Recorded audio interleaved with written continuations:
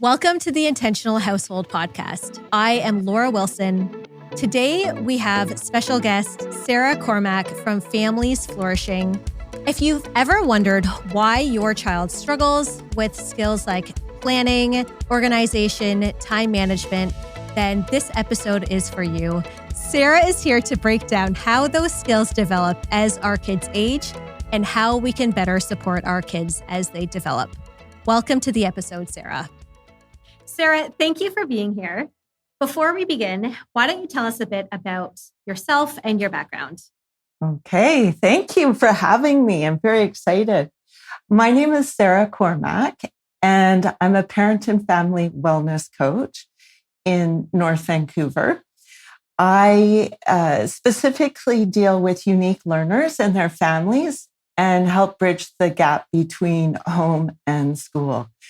When I talk about unique learners, that encompasses a lot of people, but it's anyone who navigates the world in a unique way, mind or body. Well, today we're talking about executive function. That was a term I wasn't familiar with before you and I chatted. So can you tell us a bit about what executive function is and why it is referred to as the CEO of the brain? Okay, so executive function, when I explain to parents, I would say it's the CEO of the brain because it is in charge of the performance of all areas. So like a CEO would be in charge of the finance, the marketing and communications, the business side, strategic planning. That's exactly what executive function is. When I talk about it with kids, I often would say it's like an air traffic control center. So it's in charge of when the planes take off, when they come in, making sure nothing crashes, making sure things are on time. There's so many ways to explain it, but those two seem to land. Can you tell us about how these skills develop over time and how long the development actually takes? Yeah, absolutely. So no one is born with executive function skills. So there's something that we learn as we go along. A little baby newborn is born into this world with just, the need to survive. So, it starts around age 2 when these executive skills start to emerge. And it goes right up until 25 when our prefrontal cortex is developed. And even past that, some research says up to age 30. And keep in mind, too, if you have a learning difference or if, for example, you have ADHD or anything that can put you into a unique learner, if you will, you may find that you are 2 years past all these milestones where they predict that executive function skills arise. Yeah, so there are specific ages, and we can certainly go through that as well. I would love to talk about the age group and what different skills different age groups should have at that time. So let's start with the 2 to 5 year range. I'd love to hear a little bit about what we should expect for those ages. Of course. And so I'm going to be using the model that was created by Dr. Peg Dawson. Really, there are, it's up for debate how many executive function skills there are, but she really outlines 11 and has some great information that goes along with each of these stages. So the first one would be sort of age 2 to 5, when these skills are starting to emerge. And essentially, the basic one would be, it's called response inhibition, but it's that impulse control. So for example, if a kid is playing with a toy and another kid walks up and snatches it out, right? That's impulse or poor impulse control, because it's like, I want that now, I'm going to take it. So sort of at around age 2, you start seeing kids be able to and it's emerging. Let me tell you this, because we all know what 2-year-olds are like, but let's take turns. You play with this truck while I play with this toy. And then you switch. So that's when impulse control starts to come along. The next one would be the emerging of working memory. And this is just for any of us who want to know, and I do this every day. I can maybe hold 3 things in my brain at a time, possibly 4. If I walk down the stairs and I end up in the kitchen and I'm like, why am I here? Why did I come to the kitchen? That's working memory. So it's the ability to hold on to immediate things that are going on.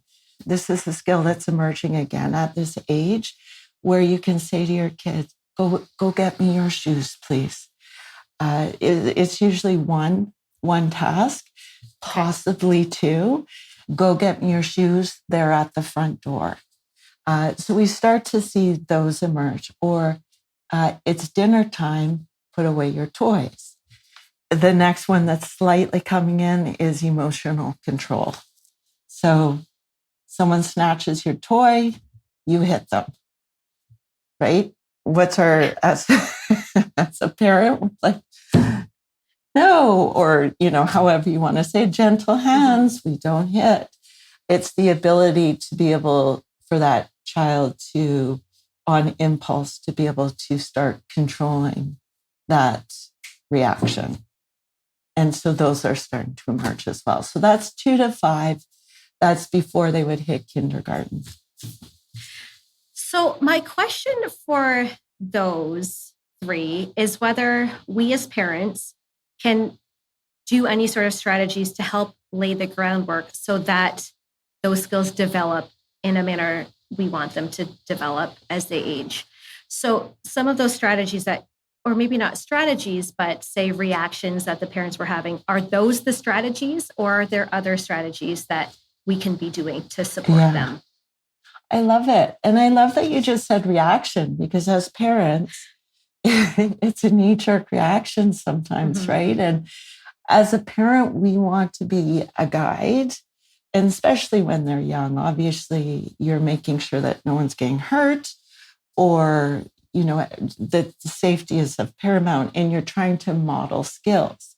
Now, if we have a quick reaction and it's anger, right? Let's say they're running out into the street. Okay, that's a great time to react and be like, grab and like bring in. If all things controlled and it doesn't warrant that reaction, we now have to model emotional regulation, right? So if we react, our kids see that, and then they really don't have the model, which is, breathe, problem solve. I mean, those are higher level executive skills, but we want to model. There's a lot of play-based as well. So you can imagine all those games we know. There could be card games, Go Fish. Simon Says is another one. Red light, green light. It's all impulse control in that sense that you have to stop. And if you move, right, you're tagged out, which is impulse control, right? Okay. And or emotional regulation. Yeah. So they're great games to support that. Oh, absolutely. Okay. Yeah. Lots of playing those games at our house. Yeah. Yeah. And it's all connection before correction, if you will. That's a good Dr. Becky term if you follow her work. But it's, it's across the spectrum of always connect before you correct. So you connect through games is wonderful. Okay. Yeah. So let's move on. Yeah. 6 to 10-year-olds. Okay. What skills are emerging there? So this is when they're starting to grow skills more so. They're in school. Okay. I mean, I like to look at this holistically, but once they get into school, we start looking at executive function skills from a very academic perspective. Okay. However, once they get into school, they need to be able to control, again, that, keep growing that impulse control. Follow simple rules. Okay, so now we're going from like 1-step to 2-step to 3-step. For example, I remember one of my little, probably all of them, they're good at 1-step, possibly 2 steps a stretch, 3-step, we've lost them, right? So that was my homework to, help them at home. That was the bridge where at home I had to really guide them with that as well, because that's important at school. The next one would be able to plan a small task. Okay, so you can imagine we're scaffolding here to the big stuff when we get older. Plan a small task might be, what book do you want to read today? And go get it. Or, they all sort of weave into one another, but it's just starting those emerging new fundamental skills. Basically, at this point, it's about introducing it so that you can keep building upon it as you go through school. Well, when you said planning this small task, I immediately thought of my kids because they love to have a good bake sale on the corner of our house. Oh, yeah. And so that is it's not so small, but we certainly have them. If they want to do the bake sale, we have them included in the planning process because it's their idea, their vision. And so they're responsible for helping at least to put the plan together. Yeah. And I like how you said helping, because if you can imagine, you've just laid out something that takes many executive function skills for a kid to do. So you're helping, you're guiding, which is great, but it's planning what you want to, like, let's say you want to bake banana bread. What do you need? What do we need to go shopping for? How big are we going to cut the pieces? How are we going to show this to the rest of the neighborhood?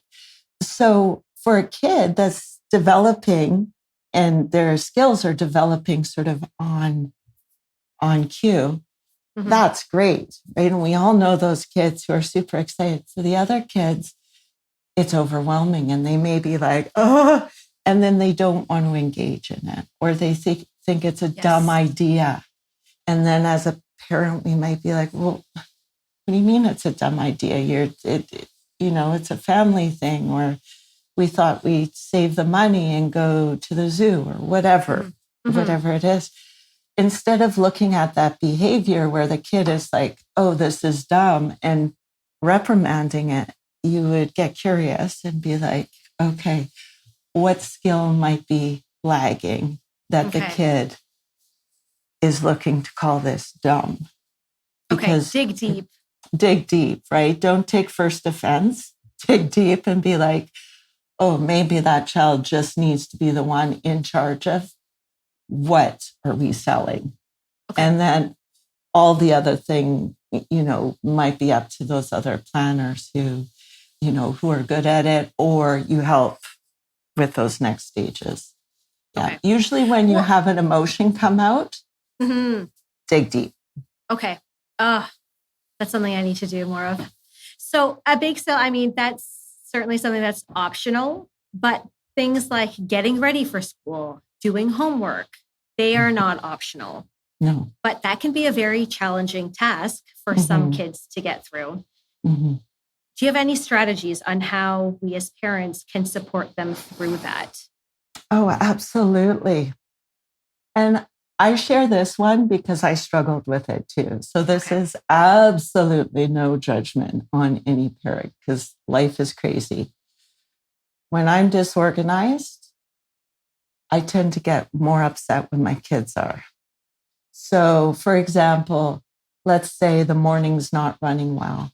It's usually because I woke up late, or, let's say my partner woke up late, or the laundry wasn't done, or who's making sandwiches, or whatever it could be. But it's usually because the night before I didn't prepare, or there was no preparation. So as a parent, we have to look at what our strengths and weaknesses are, and really, just do a deep dive into what can I do to help? Because then if you're totally organized and your kid's not, you have given yourself that space to not react and to help move through with your kid. But if you're both running on like crazy chaos and, wear your cleats, I have no idea, your jersey's still smelly, then you got to stop and look at yourself first, because ultimately you're the model.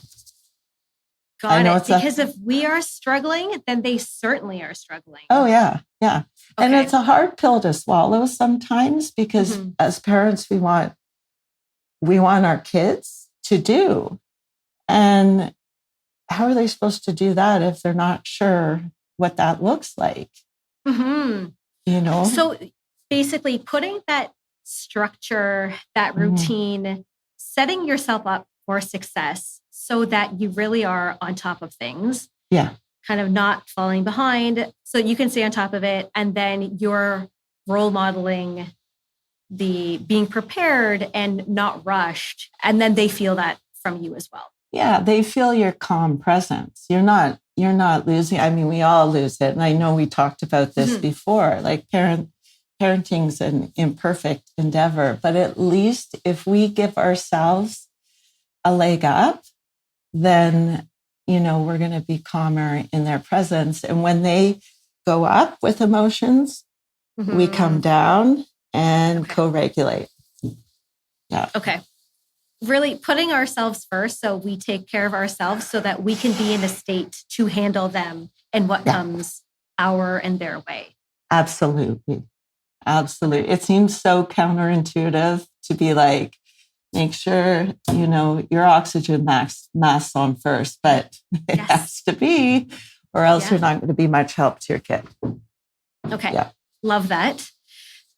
Let's move on then to the tweens, 10 to 13-year-olds. Yes. Where are they in terms of the executive function skills? Okay, this is a beautiful stage that is absolutely heartbreaking for most parents, because they're trying to individuate, right? They're trying to push away a little bit. And when, one day you wake up and they're not wanting to hold your hand anymore and they want you to, not walk with them to school or whatever it may be. But my point is, this is that stage and it's natural.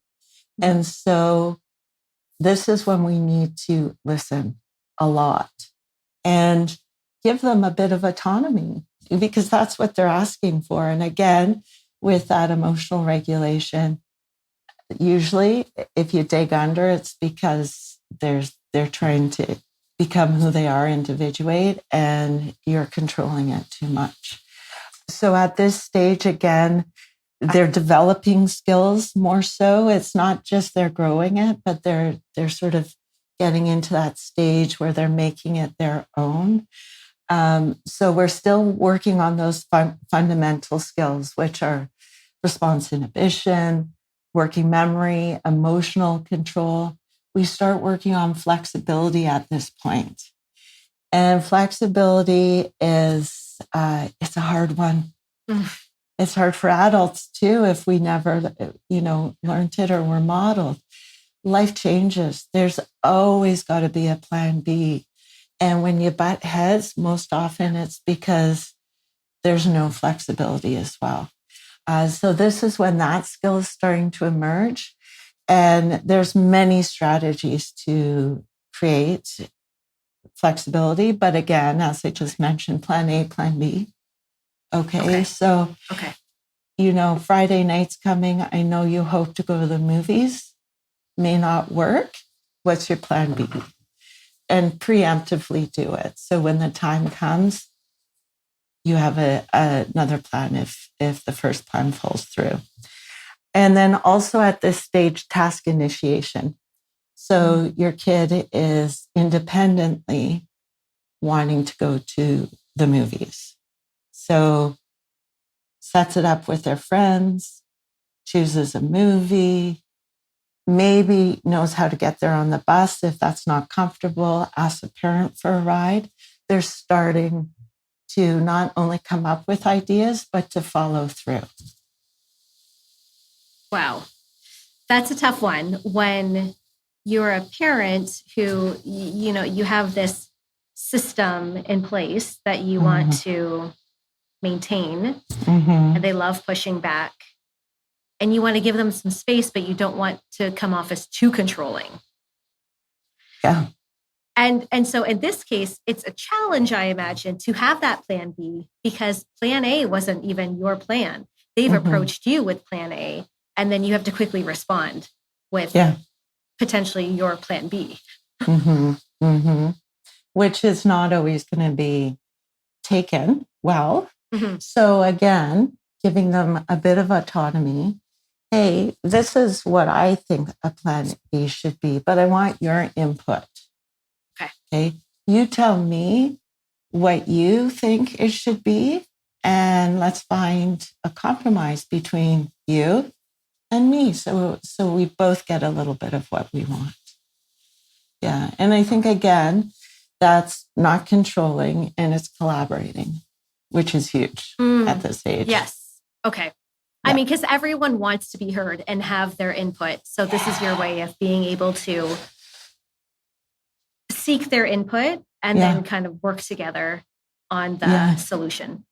And also for all parents to know safety. Kids, even though they're pushing you away, they want to be seen, heard, and they also want to be safe. So if you go the other side of the pendulum and you're like, oh yeah, see you later. Here's a bus pass. I'm never going to pick you up again. The kid would be like, oh, I was asking for more space, but I don't know what to do with that. So again, you have to have that healthy balance. And if your plan B is like, hey, I don't feel this is a safe scenario for you, and I don't feel good about letting you, let's say, ride the bus downtown. So my job as a parent is to make sure you're safe, but I do want you to be able to do things on your own.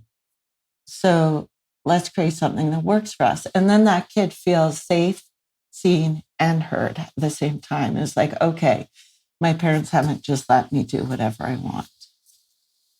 So say that parent let them go off and said, but you have to be home by 9 p.m. 9 p.m. comes and they're not home. How can a parent coach their kids through being blind to the time or other things like procrastination or just having big reactions to things? Okay. So this is where your coring phrase comes in, intentional. So before the kid goes out, hopefully in part of your strategy, you said, okay, there's this great app we're going to use called, what is it, Life 360? Or I'm going to mix it up, but it's basically... I don't know. My kids aren't there yet. So I apologize if I have this app wrong, and I do. But it allows you to know where your kids are and they to know where you are. Right. And sometimes that can be seen as like over controlling or whatever. And it's basically how you use it. But if your kid's in grade 8 and they're going to see or let's say grade 7 or 6, and they're going to see a movie, we want to know if they're not home at 9, well, where are they? And so this app allows you to see where they are. So at least that's the first step, is that, okay, I see them. I see their little blip on the map. And then they know where you are as well. So you're intentionally setting up the situation to go well. Okay. Right? You're not just saying, go do it and then see them fail. So let's say they have time blindness and they don't know what time it is. A, they're safe. And B, hopefully you've set up with the other parents. Hey, our kids, you've been intentional and you've reached out to the other parents and said, our kids are off on the bus. They're going to see a movie. I haven't heard from them. Have you guys? And then without the kids knowing, you still know what's happening. And that's intentionally doing it without controlling. and also allowing the kid to feel a bit of autonomy. And when they do get home, then you can have a calm conversation about time. Okay. Yeah. And then I imagine in terms of procrastination, it could just be anything related to if you're a company and you have priorities that you want to complete in the quarter, it's putting deadlines or maybe milestones in place and setting them up so that they're achieving certain things along the way. Is that kind of thing to help with procrastination? Yeah, a little bit. I mean, procrastination is one of those things that, again, you want to look behind the behavior. You never want to label or shame your child as saying, why are you being so lazy? What's happening here? Like, you can't even get going. So that's task initiation. And procrastination can be seen in those fundamental skills, but it's also in the advanced skills too, which we'll get into when we're talking about the older years. But what's happening behind the procrastination? So then when you get curious, it's like, okay, so there's overwhelm. The kid doesn't even know where to start. There's so many things. So then you get into connection and say, hey, I know what that's like. Like, I get overwhelmed when I have too many things on my plate. How can I support you in this? And then as they get older, I would say, like being in a company, you take the date it's due and you work backwards, right? So then that's part of the organization and prioritization. There we go. Yeah. Okay. So you touched on the older group. So now there's 13 to 18 plus. Yeah. Yeah. What is in their toolkit? Okay. So for these skills now, keep in mind, we've been scaffolding all those, fundamental skills. So hopefully then when they're getting to middle school's that gray area. In BC here, we go straight from elementary to high school. So in grade 8, I'm going to put them into the advanced skills.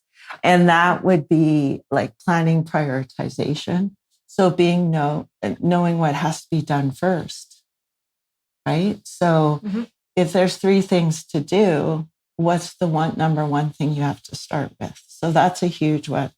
If you don't have task initiation, you're not going to have planning prioritization yet. So you can see how you need one to get to the advanced.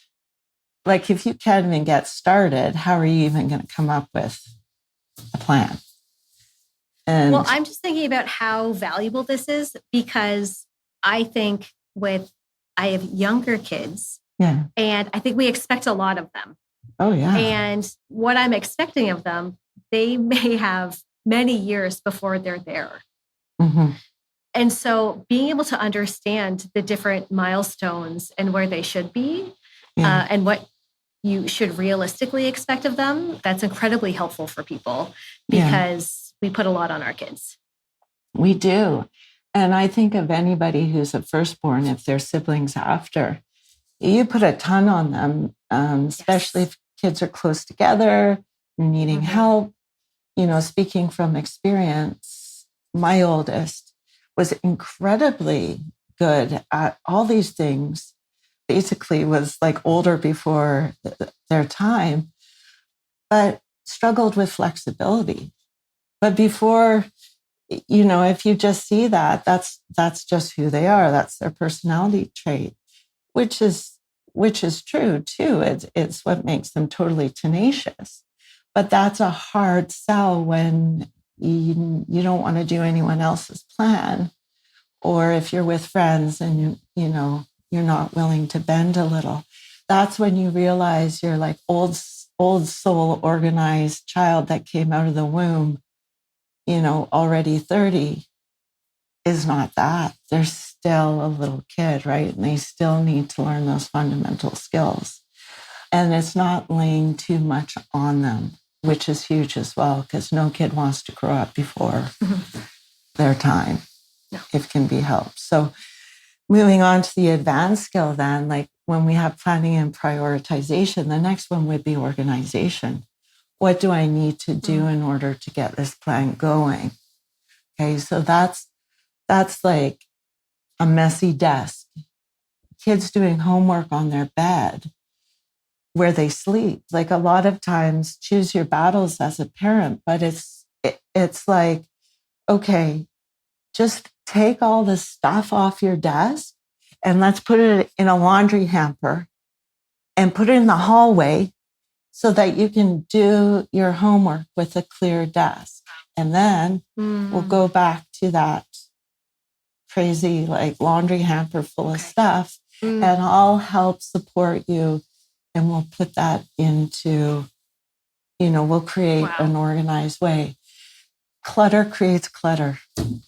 It really, of the mind. It does. Yeah. Yes. Yes. We had a previous episode with Oxford Learning High Park, and we're talking about how beneficial it can be for some adults working outside of the home. And it can be just as beneficial for kids tutoring outside of the home because they don't have those distractions of a messy desk at home or just a messy room. So clearing that out of the way can really, and that's an easy solution, right? Like you're saying, right now, the homework needs to get done. So we're going to remove all of this clutter so that you have the space to do your homework. And we will deal with that later, but it is out of your space, out of your mind right now. It's like taking your phone and putting it in a different room. It's not a distraction. And then also it gets rid of that shame. Like, why can't I keep it together? It's like, well, you can. Let's deal with that after, though. Yeah. Yeah, because otherwise, if they're focused on organizing it, say that evening, they may never get to the homework. Of course. And then procrastination ensues. So, it's all these little things that you can't figure out why. But when you start picking it away, it makes sense. Yeah. It really does come down to figuring out the why and digging deep. Yeah. Okay. After organization, what is next? So time management, again, huge. And, just the time blindness. A child could get lost, a teen could get lost playing video games for like 4 hours. But you ask them to spend 4 minutes on doing the dishwasher, and it's like you've just asked them to like pull their teeth out, right? It's structuring like what is time. So especially if you have a kid who has like ADHD, you might want to say anything that takes you 4 minutes and under, do it now. Okay. Right? Because a lot of times with kids with ADHD, it's now and not now. Right? So now, right this minute, and not now 5 seconds after in the future. So it's like, okay, we need to put sort of a gate around that so that when I say, please do the dishes, it'll take you 4 minutes. Here's a timer, go for it. Wow. And then structure time like that. If your coat's on the floor, it takes you 30 seconds to hang your coat up and to like move your backpack from the front door that's in the way. It's nothing. It's like they walk in and they're like, whoo, it's all over. But it's like that's that 20 seconds it takes spares me a 20-second lecture because you're so hungry right now. Like it's just giving time and then doing it when, again, emotional regulation. Okay, let's go grab a snack, eat, get rid of the hangriness. And I'm going to introduce you to a timer, and I promise this timer will never go more than 4 minutes. And then start working what that feels like. Same with homework. Okay. Take one task, break. Next question, break. Oh, you think you can do 2? Great, let's do 2. Break. Don't make them sit down to 30 math questions and tears and rage and all those things happening. Like really break it down in time. That timer really, time. It goes, that lasts long. Like it's not just for the younger years. You're going to use that timer all the way. Oh, totally. Until they move out. Okay. Yeah. Yeah. There was this great show when my kids were little on Treehouse. I mean, it was, as any parent would be like, oh my gosh, I can't watch this anymore. But it was called I can't remember what it was, but it was the 10-second tidy. What could you tidy up in 10 seconds? And you'd count it and, 2-year-olds, 4-year-olds running around, 10-second tidy. And it's not perfect, but it's a way. Okay. So you have to get rid of the perfectionism too. Yep. That's a whole different topic. Yeah. Yeah. And then the goal-directed persistence would be another advanced skill. So what are you working for? You want to try out for soccer and make the Metro soccer team. What do you need to do? Okay. Right? And okay, what else do you need to do? What else? And then, shorter goals, longer goals. Oh, you need to practice every day. You need to dribble with your left foot. You need to remember your soccer cleats. Like those are all goals. Okay. And again, the follow through, you want to persist on those goals. Okay. And then lastly, you might have what we call metacognition. And that usually doesn't happen till the later years. Crudely put, it's thinking about thinking. Okay. That's not always the best way to put it, but it's like, what do I have to do? It's self-reflective. It's awareness. What do I have to do to make this work? Okay. What have I learned in the past that didn't work? What worked? I learn from my failures, right? That's a huge one. I can't always do everything perfect, but I can learn from what didn't go right and improve on them. It's that growth mindset, really, if you will. Okay. Yeah. So critical, because I think that is a component that many adults haven't developed. No, the self-awareness. Yeah, that's another podcast as well. Yeah. Wow. Okay. That is incredible. Lots of executive function skills, from 2 all the way up beyond 18, into 25, like you said, or beyond. Yeah. Can you share a success story where supporting an individual's executive function skills has made a difference or an impact on their lives? Oh, gosh, absolutely. I think a lot of times it's those small wins that happen every single day that you may not feel in the moment like it's a winning situation. But if you can recall 6 months ago, it's huge. So you see a kid really struggling to grapple with not reacting to things or, not moving through an emotion, but rather, letting it take over. And one day you've introduced, let's say, an emotional wheel, and they are like, get it away. I hate, like my kids, for example, Mom, why do we always talk emotions? I'm like, it's just what I do. But and you get pushback. But one day they say something that's, belongs on not I'm just angry or irritated or that's so cringy. It's like, well, I'm really exhausted and, and hungry, and I won't be able to talk about anything until these needs are met. And then I can not react and be like, don't you tell me when you're going to talk to me. We're talking now. It'd be like, well, okay, I get it. And so, you fuel them up, you let them do what they do. And then you're like, thank you. That was really good warning for me. Wow. And I appreciate it. That takes years, but you see it. And I think those little wins, like, for example, from a parent perspective, are massive.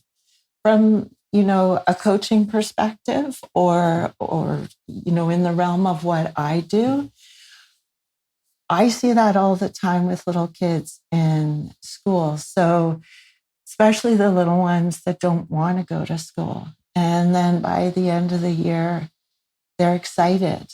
They want to go to school. They've got a handle on their worries, and their some days are bad, but they know how to get through it. And you get this little kid who's telling with like big eyes and you're like, oh, great, that must feel so good for you, and those little wins.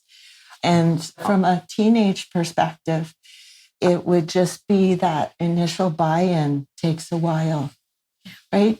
No one wants to be told what to do at all.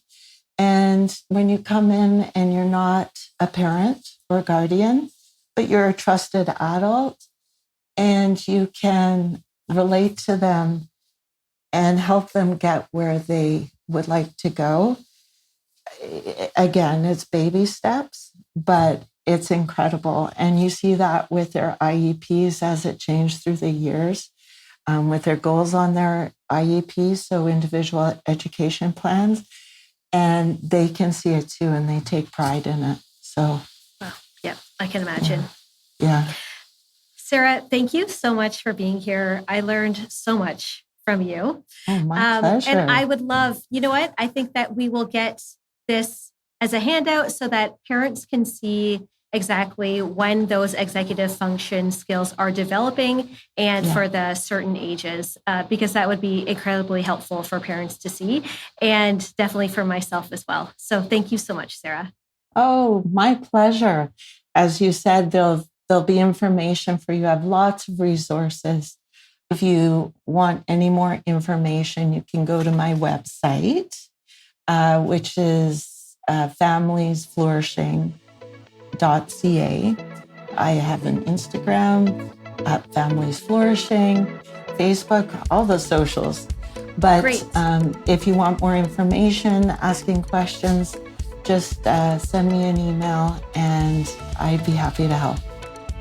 This has been a pleasure. Thank you so much. And we'll be sure to include your information on our Instagram as well and on this podcast. Oh, thank you. This has been so much fun.